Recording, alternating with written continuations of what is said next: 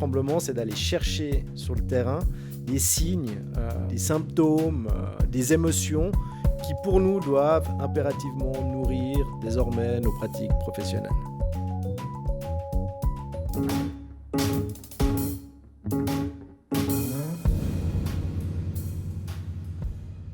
On voit qu'il y a des choses qui nous transfigurent et qui sont en train de changer nos pratiques. Pour l'instant, c'est que quelques signaux faibles. C'est une montagne qui s'écroule, c'est quelques vibrations sur une autoroute, c'est un petit peu de géothermie quelque part. Mais ces changements-là sont des changements de société très profonds. Et nos pratiques professionnelles suivent ces changements, peuvent parfois même les anticiper.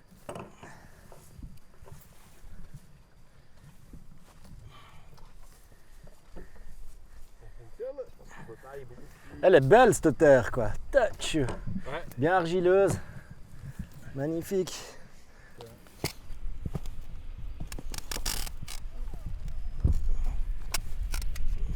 C'est quand même barge, ces foreuses qui partent à 4 km et demi sous terre quoi. Ouais. C'est étanche. Ça tourne.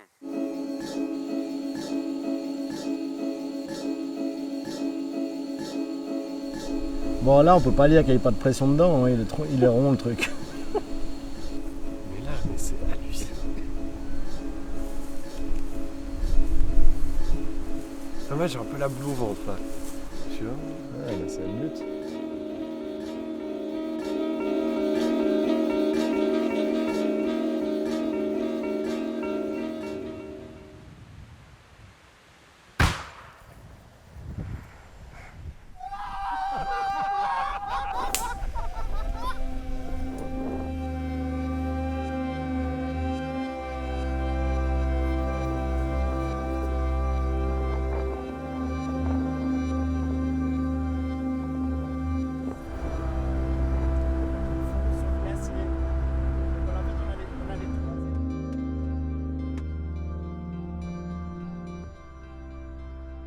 Comment est-ce qu'on va, à l'écoute d'un site, à l'écoute d'un lieu, à l'écoute d'un contexte qui peut être humain, mais qui peut être aussi vivant, végétal, écosystémique, comment on se met à l'écoute de ce lieu-là? Et puis en fait, et nous on essaie de mettre en place des outils qui vont nous permettre d'écouter ce lieu. Ouais. Mais qui peut être des outils, ça peut être justement, est-ce qu'on peut visualiser des mouvements de vent? Est-ce qu'on va planter une station météo pour comprendre comment des masses d'air se développent sur un glacier? Est-ce qu'on va aller mesurer des trucs et puis comment en fait ces instruments, ces méthodes de compréhension qui ne sont pas forcément évidentes, qui ne sont pas juste de la photographie visuelle, mais qui appellent à d'autres techniques, qui permettent de voir le territoire autrement, peut-être de manière plus multicouche. Mais en fait, elles deviennent l'outil de projet, elles deviennent finalement ce qui va faire le design du projet. Ça devient ton outil de design. Ouais. C'est un peu ça en fait. Quand on est parti là-dessus, on a commencé à discuter, on s'est dit on va pêcher en fait, des émotions quoi. On va pêcher des perles, des trucs, des moments forts qui ensuite vont nous faire réfléchir dans nos disciplines quoi.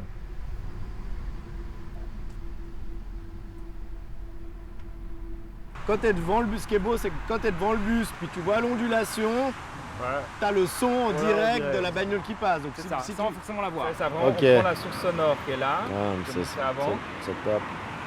Ici, c'est toujours la même, hein, c'est celle Ouais. Et puis ensuite, ici, hop, il y a sur un traitement de signal. Et puis ensuite, on a du coup ici une visualisation spectrale. Du coup, c'est ce qu'on a là, sur le van. Là, on a la sine wave. Qui elle, elle est assez c'est super efficace.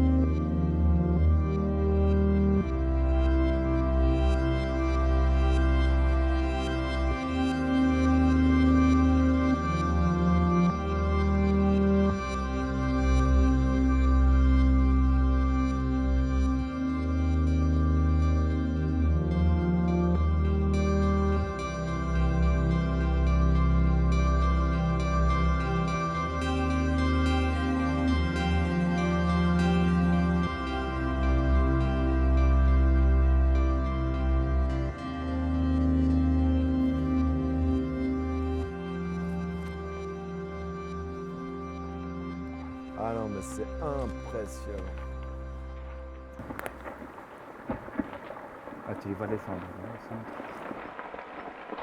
Ah, bah c'est notre monde là, c'est notre monde qui est en train de s'effriter dans toutes les directions.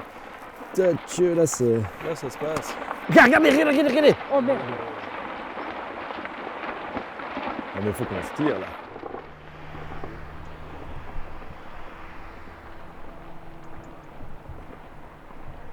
La beauté sur la terre. On parlait d'Herborance avant. On revient sur Ramu. Il faut lui prêter C'est l'oreille, il cool. faut l'écouter, il faut regarder la petite fleur qui pousse, le truc qui se passe, la petite chose qui... Les tensions qui sont pas anodines. Il faut pas venir avec des systèmes préfabriqués, des imposer le territoire.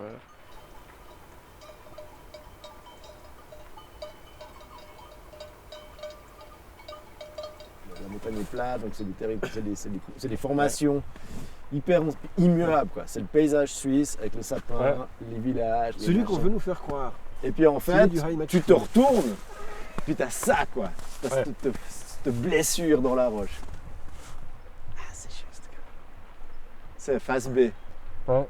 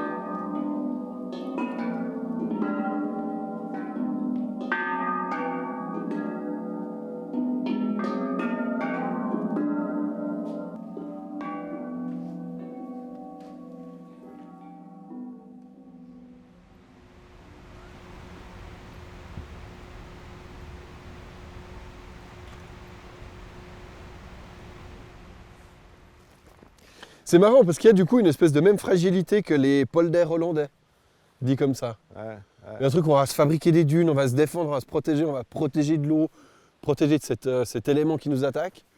Puis c'est un peu le polder suisse. Essayer de contenir des territoires, essayer de contenir des zones. Hollande, il les ouvre depuis 20 ans. Ouais. Qu'on commence à s'y mettre, quoi. Il est beau ce site, quoi. C'est qu'on va faire un peu vibrer cette montagne artificielle. Bah, est-ce on essaye de reproduire l'expérience qu'on vient de vivre avec l'éboulement, On peut avoir un truc. mais dans un site artificiel, quoi, dans un chantier. Ouais. J'aime bien le... On fait une réponse artificielle à ce qu'on a vu hier de l'autre côté. Ouais, et puis d'un côté, bah, tu as la montagne monumentale qui s'écroule, puis de l'autre côté, il y a la tentative de parer ou de ralentir ou de se protéger de tout ça. Donc là, on est vraiment sur quasiment un site d'éboulis. Il est fort ce site, quoi. Il est assez puissant.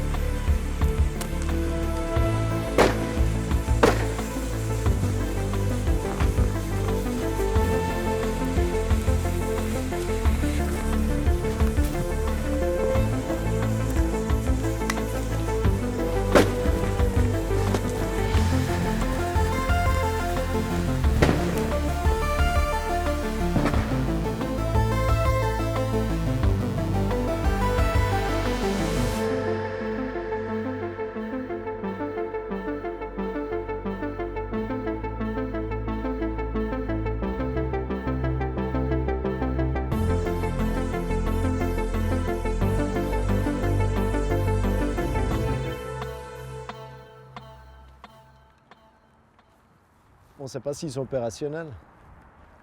Il y a encore quelques tests qui sont en cours.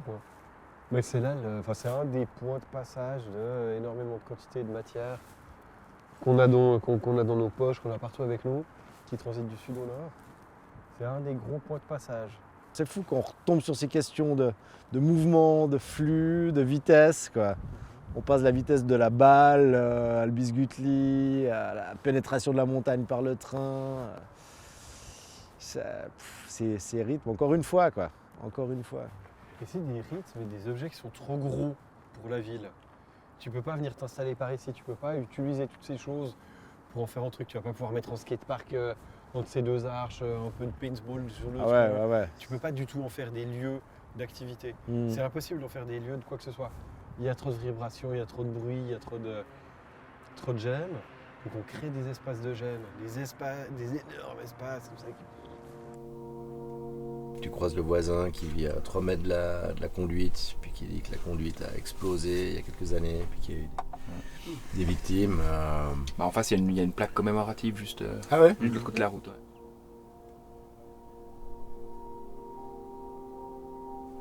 Ça devient des vraies questions d'architecture, tout ça.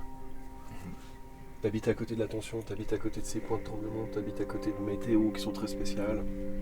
C'est un truc que je trouve assez génial dans ce voyage qu'on fait, c'est quand même tout ce qu'on a à y découvrir. Puis qu'on soit artiste ou qu'on soit architecte, découvrir ces choses, ou les mettre en évidence, à les jouer avec, commencer à les cartographier, à les inventorier, c'est pas dans les habitudes de nos pratiques professionnelles.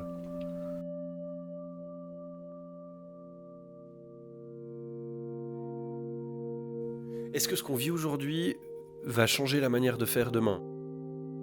Est-ce que ce qu'on vit aujourd'hui, que ce soit dans nos pratiques professionnelles, associatives ou humaines, est un tremblement suffisamment fort pour changer notre manière de faire le monde ?